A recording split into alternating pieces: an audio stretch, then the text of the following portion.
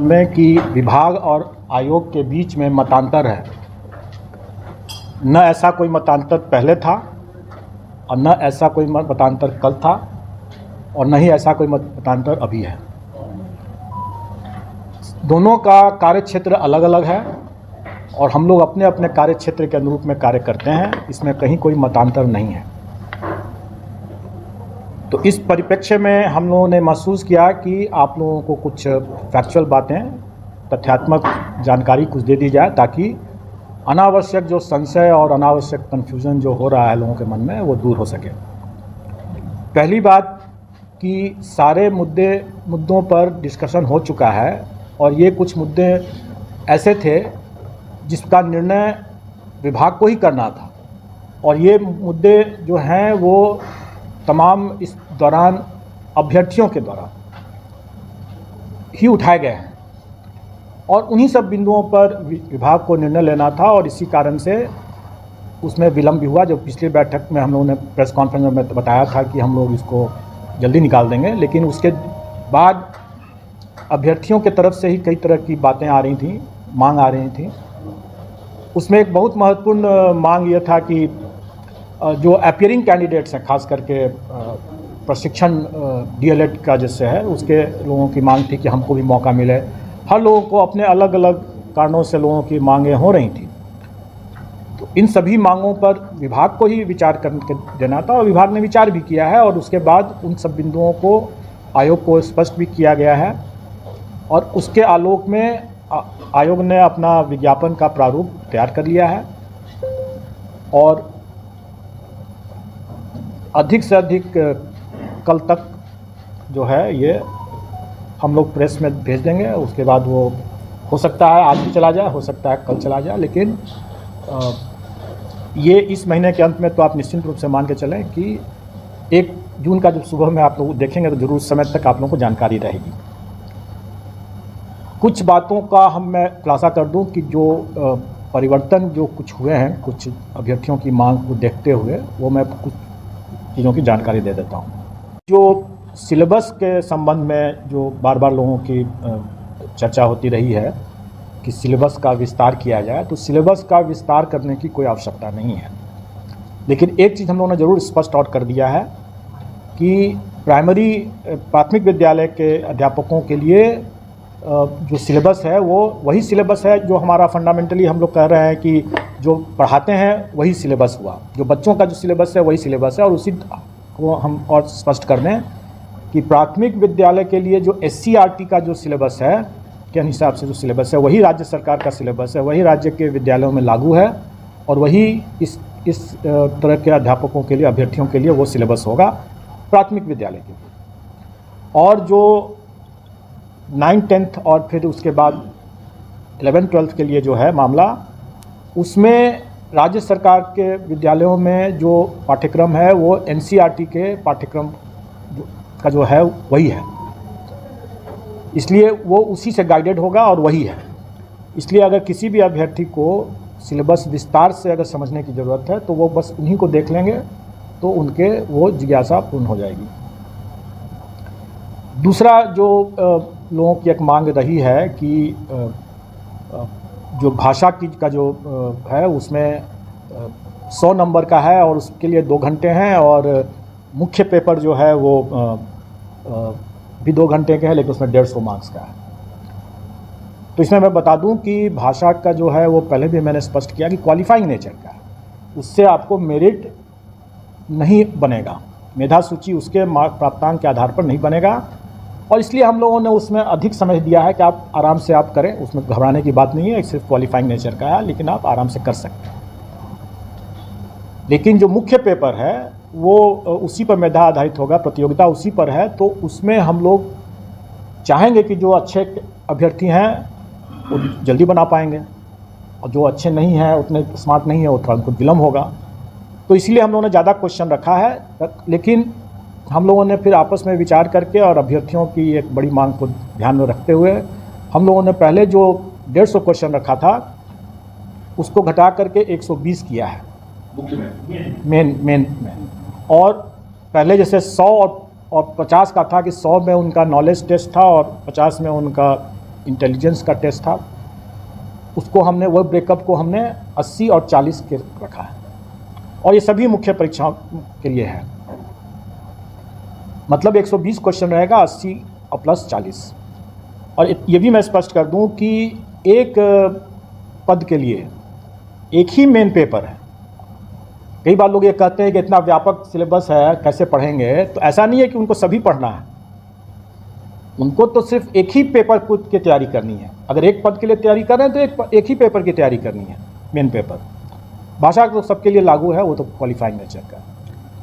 तो इसलिए अगर वो दो पद के लिए तैयारी कर रहे हैं तो उनको 2 पेपर पढ़ना पड़ेगा, 2 पेपर के हिसाब से पढ़ना होगा।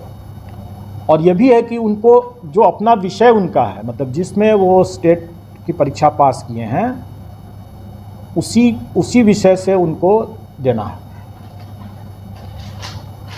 और इसमें सिर्फ पहले मैंने स्पष्ट किया है कि सिर्फ कॉमर्स का ही एक ऐसा विषय है जिसमें कि अगर वो स्टेट किए हुए हैं तो उसमें उनको विकल्प है विषय का। उसमें 3 विकल्प है, अकाउंटेंसी है और एक बिजनेस स्टडी है या एंटरप्रेन्योरशिप है और एक और है, वो आपको सब विज्ञापन में सब मिल जाएगा उसमें। तो ये एक बातें हुई पाठ्यक्रम के बारे में।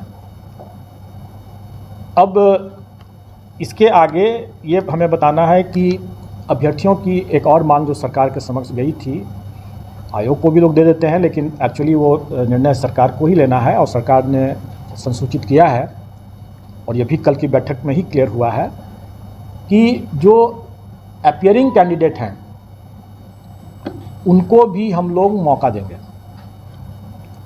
और अपीयरिंग कैंडिडेट के लिए शैक्षणिक प्रशैक्षणिक अर्हता का कट ऑफ डेट जो होगा वो 31/8/2023 होगा। मैं फिर से इसको ज़रा स्पष्ट कर दूं कि ये डेट है कि इस तारीख तक अगर उनकी परीक्षा हो गई है, जो अर्हता संबंधी परीक्षा अगर हो गई है, तो वो आवेदन दे सकते हैं। उनका परीक्षा फल बाद में भी निकले तो कोई हर्ज नहीं है, उनको हम लोग भाग लेने का, इसमें आवेदन और प्रतियोगिता में भाग लेने का मौका दिया। ये बिंदु लोग डिमांड करते रहे हैं और मैं समझता हूं कि अगर इस पॉइंट पर अगर किसी को अभी भी अगर कोई संशय है तो पूछ लेंगे। 31 अगस्त 2023 परीक्षा हो जानी चाहिए। यस, और ये इस तारीख तक परीक्षा सिर्फ में उसको हो जानी है तो वो भाग ले सकते हैं। ये तो परीक्षा फल जब भी आएगा तब आएगा। ये वो छात्र होंगे जो टेट क्वालिफाइड किए होंगे, वही ना सर? जो भी अर्हता संबंधी परीक्षा है, अगर वो उनका पेंडिंग है, या तो परीक्षा नहीं हुई है या परीक्षा फल उसको नहीं मिला है, तो दोनों ही स्थिति में वो भाग ले सकेंगे, बशर्ते इस तारीख तक उनकी वो परीक्षा संपन्न हो जाए और उसमें वो भाग ले लें। सबके कई कॉम्बिनेशन हो सकते हैं, उसको आप उस कॉम्बिनेशन की बात आप मत सोचें, अभी करें। कुछ के लिए कुछ लागू होगा, कुछ के लिए कुछ और लागू होगा, कुछ की कुछ और बातें होंगी। मैंने आपको एक विस्तार से ये बता दिया कि जो भी अर्हता संबंधी परीक्षा उनको देनी है, अगर वो परीक्षा 31/8/2023 तक संपन्न हो जा रही है, या अगर पहले संपन्न हो चुका है और उसका परीक्षा फल अभी नहीं हुआ है, तो भी वो दे सकते हैं। और परीक्षा फल उनको बाद में निकलता है तो भी वो दे सकते हैं, क्योंकि हम लोग जब उनका डॉक्यूमेंट वेरिफिकेशन के लिए, जब उसके कागजातों के प्रमाण पत्रों के सत्यापन के लिए जब उनको आमंत्रित करेंगे, तब उस समय उन्हें उस परीक्षा में का एडमिट कार्ड, जिसमें कि वो कह रहे थे कि हम 31 अगस्त तक अपीयर हो रहे हैं, उसका एडमिट कार्ड दिखाना होगा और फिर उस समय उसका परीक्षा फल भी दिखाना होगा जब हम डॉक्यूमेंट वेरिफिकेशन के लिए उनको बुलाएंगे।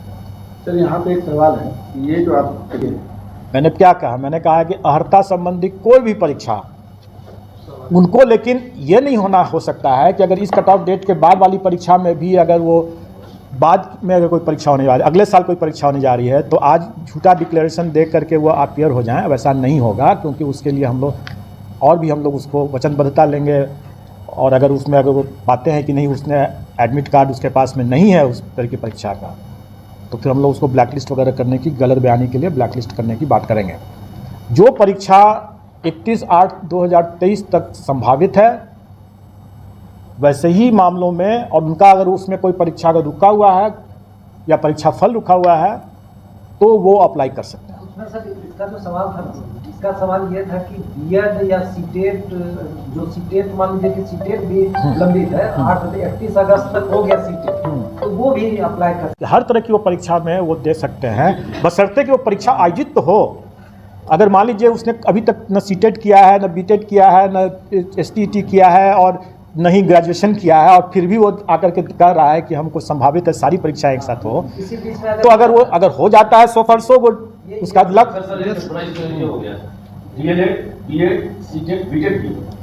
मैंने फिर से मैं बता रहा हूँ कि कोई भी परीक्षा अगर उसकी संभावित है तभी ना वो उसको उपयोग कर सकेगा, अगर संभावित ही नहीं है तो उसका उपयोग नहीं कर सकेगा। अगर वो संभावित ही नहीं है तो गलत बयानी कैसे कर सकता है वो? अब ये कहेंगे कि अगले साल वो परीक्षा होने वाली है तो उसका दावा आज ही कर लें, वो गलत बात हो जाएगी और वो दावा नहीं कर सकेंगे। और वैसा अगर गलत करते हैं तो फिर वो अपना चांस गंवाएंगे ही नहीं, बल्कि आगे के लिए डिबार भी हो जाएंगे।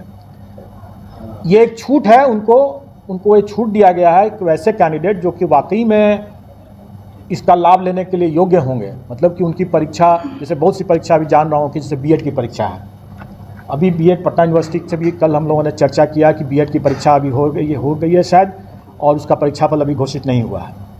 तो स्वाभाविक है कि ये परीक्षाफल बाद में घोषित अगर होता भी है, चाहे 15 दिन में हो, 1 महीना में, 2 महीना हो, जब भी हो, हम उनको मौका देंगे, क्योंकि परीक्षा हो गई है संपन्न। तो परीक्षाफल निकलने में अगर विलम्ब भी अगर होता है तो उसके लिए हम उसको डिबार नहीं करेंगे, उसके लिए हम वंचित नहीं करेंगे, हम उनको मौका देंगे। ये कट ऑफ डेट की बात हो गई। अब मेरा एक लोगों से ये अनुरोध है कि बहुत बार लोग गलत अटकलबाजी के आधार पर लोग जो समाचार डाल देते हैं उससे थोड़ा परहेज करें। और एक बड़ा एक मामला आ रहा है जिसमें लोग ये प्रचारित कर रहे हैं कि जब आयोग आज तक मात्र साल में या इतने वर्षों में कुछ ही हज़ार नियुक्तियां जब कर पाई हैं, तो यह आयोग 1,70,000 नियुक्ति करने में 5 वर्ष से 10 वर्ष और कुछ कितने वर्ष लगाएंगे लोग। अब मैं ये कहूँ कि अगर हम कंबाइंड सिविल सर्विसेज में करीब 6 लाख अभ्यर्थी भाग लेते हैं और फाइनली सिलेक्शन जो होता है वो 800, 900, कभी 300 इस तरह से होता है, तो क्या बाकी अभ्यर्थियों का हम मेरिट लिस्ट नहीं बनाते हैं? उनके कॉपीज़ का या ओएमआर शीट का हम इवैल्यूएशन नहीं करते हैं? हम तो करते ही हैं। हमको अगर 6 लाख लोगों का अगर परीक्षा देगा तो सभी 6 लाख लोगों का हमको ओएमआर शीट का इवैल्यूएशन तो करना ही है। और वैकेंसी जितना रहेगा हम उतना पास ऑन कर देंगे। हम तो सभी 6 लाख का करते ही हैं ना, उसके लिए हम 5 साल तो नहीं लेते हैं। तो इस तरह का जो गलत बयानी जो लोग कर रहे हैं, लोगों को गुमराह कर रहे हैं। और अगर उसमें अगर आप लोग भी अगर वैसा साथ देते हैं तो आप लोग भी उसके हाथ की कठपुतली बनते हैं। तो आप समझ लें कि हास्यास्पद स्थिति है कि नहीं है। क्या वो, इससे तो यही पता चलता है कि ऐसे बोलने वाले लोग और ऐसे कुतर्क देने वाले लोग जो हैं वो पब्लिक को क्या समझते हैं, महाबेवकूफ़ समझते हैं। तो खैर ये उनकी सोच है। मैं आपको ये बता दूं कि इसमें आप लोग समझ चुके हैं, आप लोग हंस रहे हैं तो आप लोग समझ चुके हैं कि हम अगर 6 लाख लोगों की परीक्षा लेंगे तो हम सभी का ना मार्किंग करेंगे, सभी का ना मेरिट बनाएंगे, उसमें से ऊपर से जितने लोगों का वैकेंसी होगा अपने को दे देंगे। कितने सिलेक्शन हुए, 5 साल नहीं लेंगे हम, 5 महीने भी नहीं लेंगे हम इसमें, और हम इसमें जल्दी ही करेंगे। और जैसे मैंने पहले ही बताया था कि अगर हम कंबाइंड सिविल सर्विसेज का अगर 1.5 महीने में रिजल्ट निकालते हैं, इसमें हमारी करीब 4 परीक्षाएं हैं, क्योंकि 3 तरह के पद हैं और एक क्वालिफाइंग नेचर का है। तो क्या हम 4 गुना समय लेंगे? नहीं, हम उसमें 2 से 3 महीने में हम लोग इसका रिजल्ट निकाल देंगे, और निश्चित तौर पर इस कैलेंडर ईयर में हम रिजल्ट निकाल देंगे। अब रही बात कि आवेदन हम लोग इसको आमंत्रित करने का डेट थोड़ा आगे रखेंगे, क्योंकि इसमें इसमें रिलैक्सेशन की बातें, जैसे एज के लिए कट ऑफ डेट 1/8/2023 है और ये शिक्षक नियमावली से जो नियुक्ति नियमावली है उसी में है ये दिया हुआ। न्यूनतम और अधिकतम दोनों के लिए यही कट ऑफ डेट है, लेकिन इसके बाद इसमें अलग अलग श्रेणी के लिए अलग अलग मामलों में इसमें कट ऑफ डेट के बाद रिलैक्सेशन भी अलग अलग है। किसी में 10 साल है, किसी में 14 साल है, किसी में 11 साल है और है। तो इसमें कई ऐसे हैं जिसको लेकर के हमें अपने आवेदन, ऑनलाइन आवेदन, चूँकि हम ऑनलाइन ही लेंगे, इसमें ऑनलाइन आवेदन को तैयार करने में हम लोग को समय लगेगा उसके लिए। लेकिन हम ये भी कह रहे हैं कि जो अभ्यर्थी इसमें आवेदन देंगे ऑनलाइन और जिनका परीक्षा फल निकला हुआ है और बाकी जो प्रमाण पत्र, जैसे उनको अपने आरक्षण संबंधी जो प्रमाण पत्र हैं, EWS संबंधी प्रमाण पत्र हैं, डोमिसाइल संबंधी प्रमाण पत्र हैं, उनको वो आवेदन के साथ अटैच करना अनिवार्य है। ये नहीं होगा कि हम बाद में हम दे देंगे, अभी हमारे पास नहीं है, अब डिक्लेयर कर देते हैं लोग और बाद में बोलते हैं कि हम ला रहे हैं, नहीं लाते हैं। इसमें हम लोग ये कर रहे हैं कि नहीं, आपको उसी के साथ ही देना है। अगर आपके पास में नहीं है तो आपको 15 दिन का टाइम रहेगा, आप बना लीजिए, आप बनवा लीजिए इस बीच में। लेकिन जब आप जमा करेंगे आवेदन तो आप सभी दस्तावेज के साथ जो प्रमाण पत्र आपके हैं, परीक्षा फल अगर आपका निकला हुआ है तो वो भी है, वो सभी को की छाया प्रति आपको लगा करके ही देना है। बाद में उसमें लगाने का या जमा करने का मौका नहीं दिया जाएगा। बाद में सिर्फ जो प्रमाण पत्र आप लगाए हैं सिर्फ उसी का मूल प्रति आपको सत्यापित कराना होगा। हम लोग प्रायः देखते हैं कि EWS के मामले में खास करके या क्रीमी लेयर का सर्टिफिकेट लेकर के जो आते हैं, पहले डिक्लेयर कर देते हैं, या फ्रीडम फाइटर का जैसे लेकर के आते हैं, डिक्लेयर कर देते हैं और बाद में बोलते हैं कि नहीं मिला, हमको सर्टिफिकेट नहीं मिला, और बाद में अपना दावा को विड्रॉ करते हैं। तो ऐसी बात की गुंजाइश नहीं होगी। अगर आपके पास में सर्टिफिकेट नहीं है तो काइंडली आप न वैसी दावा करें। और अगर आपका सर्टिफिकेट भी सर 1 साल बाद लैप्स कर जाता है, तो ये आप 1 साल बाद की 1 साल बाद तो नहीं मांगते हैं ना, हम तो पूरे प्रक्रिया में 1 साल थोड़ी लेंगे। हम अभी हम इसकी बात करें, 1 साल क्या हम समय नहीं लेने वाले हैं। आपका आवेदन के समय में आपके पास में जो भी सर्टिफिकेट होगा आप तभी आप अप्लाई करें। जो आप दावा करते हैं उसका सर्टिफिकेट आपके पास में होना चाहिए। आपके पास में अगर परीक्षा फल नहीं है तो स्वाभाविक है कि आप उसका दावा नहीं कर सकते।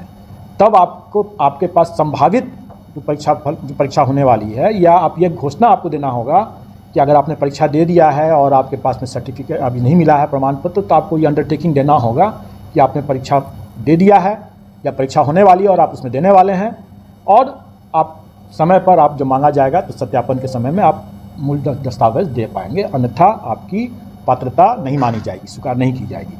ये चीज़ उनको देना होगा अंडरटेकिंग। अब इसका रिजर्वेशन और डोमिसाइल कितना पुराना चलेगा? देखिए, रिजर्वेशन की बात जो है, आरक्षण तो अगर EWS का जैसे उन्होंने कह ही दिया कि 1 साल का है, लेकिन अगर दूसरे जो वर्टिकल रिजर्वेशन जिसे कहते हैं, जाति आधारित जो आरक्षण है, उसमें मैं समझता हूँ कि डेट का तो कोई है या NCLC जो क्रीमी लेयर का अलग रहेगा, जो क्रीमी लेयर रहता है वो करंट होना चाहिए, और ये जो EWS का बोले हैं वो फाइनेंशियल ईयर के लिए, जैसे ये फाइनेंशियल ईयर में अप्लाई नहीं आ रहा है। SC के लिए कोई बार नहीं है, SC के लिए एक बार है कि उसके साथ रेसिडेंशियल जरूरी है। इस बीच में मेरा ऑनलाइन सिस्टम भी तैयार हो जाएगा, तो वो हम बताएंगे आपको। हम मान के चलते हैं कि हम लोग करीब 2 सप्ताह का टाइम उनको दे सकते हैं, और भी उसके बाद आवेदन जमा करने में भी उसको कुछ टाइम मिलेगा, तो 2 से 3 सप्ताह का हम लोग आवेदन जमा करने का भी समय देंगे। कहने का ये मतलब है कि वो भी अपना कमर कस करके तैयारी भी करें, पढ़ाई भी करें, और अपने जितने प्रमाण पत्र हैं उसकी व्यवस्था भी कर लें, ताकि जब वो अप्लाई करें तो उनके पास में सभी डॉक्यूमेंट रहे उस समय, बाद में दौड़ धूप करने की ज़रूरत ना पड़े उनको, अब बाद में वो कठिनाई ना हो। अब रही बात कि ये नेगेटिव मार्किंग की जो बात आपने जो किया, एक मिनट इसमें सब कंफर्म होना चाहिए कि 1 जून तक अधिसूचना जारी कर देंगे। तिथि पर करते थे वो, हम लोग अलग अलग तिथि पर नहीं करेंगे, एक ही साथ करेंगे। तो ये 15 जून हाँ, उसके आसपास। तब तब तक लोग भी अपनी तैयारी कर लें, हम भी अपनी तैयारी करेंगे और अभ्यर्थी भी अपनी तैयारी कर लें, आप प्रमाण पत्र सब इकट्ठा कर लें। अब रही बात की एक और पॉइंट है आरक्षण से ही संबंधित कि नियमावली में ही दिया हुआ है कि महिलाओं के लिए जो प्राथमिक विद्यालय के मामले में प्राइमरी स्कूल में वो 50% आरक्षण है महिलाओं के लिए। और उसका वैसे भी पूरा जो ब्रेकअप है, जो पद की जो रिक्ति के रोस्टर वाइज मतलब आरक्षण कोटिवार, वो भी हम लोग वेबसाइट पर डाल देंगे और उसमें भी लोग देख सकते हैं कि किस विषय में किस किस कैटेगरी आरक्षण कोटिवार सब देख सकेंगे। उसमें कुछ जो छूट, जितनी तरह की छूट है वो विज्ञापन में आप पढ़ लेंगे, जैसे विषय के हिसाब से भी, जैसे कंप्यूटर के मामले में भी लोगों की जिज्ञासा थी और कितना प्राप्तांक क्या है, वो सारा डिटेल्स जो है वो आपको विज्ञापन में मिल जाएगा। सर कंप्यूटर के मामले में जो MCA वाले लोग हैं उनका कहना है आपको उसमें जितना भी डिटेल्स है उसमें इतने ढेर सारे, अगर मैं उसी की परीक्षा ले लूँ अगर, तो शायद उसमें भी हम लोग भी फेल कर जाएंगे। कट ऑफ, इसलिए ये आपने कहा नेगेटिव मार्किंग के लिए, इस पर भी लोगों ने बहुत चर्चा किया कि मतांतर है, मतांतर है। ऐसा कोई मतांतर नहीं है, किसी भी बिंदु पर कोई मतांतर नहीं है। और सबकी सहमति से और अपने अपने क्षेत्राधिकार से, जिसको जो क्षेत्राधिकार है, विभाग का, आयोग का जो क्षेत्राधिकार है, उसके उन सीमाओं में रहते हुए और आपस में विचार विमर्श के बाद ही कोई निर्णय लिया जाता है। तो इसमें नेगेटिव मार्किंग रहेगा, मेन पेपर में नेगेटिव मार्किंग रहेगा। और कोई 4 में 1 रहेगा सर। 4 ऑप्शन उसके बारे में जब हम भी जब क्लियर हो जाएंगे तो आपको बता देंगे, राइट। क्योंकि कुछ बातें ऐसी हैं जो कि समय आने पर जरूर बता दिया जाएगा और कैंडिडेट्स को हम लोग एग्जामिनेशन देने के पहले उनको जरूर बता देंगे। लेकिन उससे आप स्वयं सोचें कि उससे क्या हमारे परीक्षा की तैयारी में कोई अंतर आएगा क्या? हम 4 लें, ऑप्शन दें, 5 ऑप्शन दें, उससे क्या फ़र्क पड़ता है? परीक्षा की तैयारी तो आदमी को ईमानदारी से अपना करते ही रहना है ना। और नेगेटिव मार्किंग है तो मैं समझता हूँ कि थोड़ी सी सीरियसनेस तो ऐसे ही आ जाएगा। इससे पूर्व जो एग्जाम हुआ था ना, वो जो है उसको लोग उस तरह से मूल्यांकन करते हैं। एक मास्टर की परीक्षा जो हुई थी, नेगेटिव का परिणाम और इसके परिणाम से लोग तुलना कंपेरिजन यहाँ आम को अमरूद के साथ मत तुलना करें। आप हेडमास्टर जो थे वो क्या सरकारी शिक्षक थे या नहीं थे? उसके जो अभ्यर्थी थे वो सरकारी शिक्षक थे कि नहीं थे? और वर्तमान के जो इस मामले में जो अभ्यर्थी हैं वो सरकारी हैं कि नहीं हैं? तो क्या बोला जाए, तो आम और अमरूद को आप कैसे आप बराबर करके चलते हैं? अब जिसको भी आप आम समझिए, जिसको भी अमरूद समझिए, लेकिन आप अपनी विवेक से अपना इस्तेमाल कर सकते हैं। उसकी तुलना और उसमें अभ्यर्थियों के तैयारी की तुलना इससे मत करें। ये भिन्न परीक्षा है, वो भिन्न परीक्षा थी, उसके भिन्न अभ्यर्थी थे, उनका बैकग्राउंड डिफरेंट था, उनका स्टेटस डिफरेंट था। इनका स्टेटस डिफरेंट है, इनका बैकग्राउंड डिफरेंट है, ठीक है। इसमें सर तो दोनों ये नियमावली में आपको सरकार से ही पूछना चाहिए, क्योंकि नियमावली के बारे में कोई भी बातें जो हैं कि उनका क्या होगा, नहीं होगा, क्या नहीं होगा, इसके बारे में हमारा अधिकार क्षेत्र नहीं है बताने के लिए। हम सिर्फ नहीं कर सकते हैं कि नियमावली में जो प्रावधान दिया हुआ है उसमें भारत का नागरिक और बिहार का स्थायी निवासी होना चाहिए, वही परीक्षा में सम्मिलित हो सकता है। कंफ्यूजन भी हो और 3 बार चांस। अपने सीट पर रहेंगे अभ्यर्थी की सीट कुछ अलग सर क्वालिफाइंग का भी बात चल रहा था सर, नियोजित को लेकर मैं नहीं जानता हूँ। और फिर मैं कहूँगा कि अटकलबाजी पर कोई न्यूज़ न चलाएं। सबसे अच्छी बात होगी कि जो विषय सरकार से संबंधित है वो सरकार से पूछें। जो विषय हमें तो 1,70,000 समथिंग का हमें जो अधियाचना प्राप्त हुई है, हम उसके आलोक में अपनी बात बता रहे हैं। अब ये उसमें नियोजित शिक्षक का पद है नहीं है, उसको क्या किया गया है, इसके बारे में तो आप सरकार ही बता सकती है, हम नहीं जानते हैं और हमें जानना भी नहीं है। जाति प्रमाण के साथ साथ आवासीय भी का तो हमको उसका आवासीय जो है प्रमाण पत्र की आवश्यकता पड़ती ही है और पड़ेगी। अब जैसे कोई व्यक्ति रेंट में रहता है तो उसका जो अगर ये यहाँ बनेगा वो अस्थायी बनता है, हमें स्थायी निवासी चाहिए।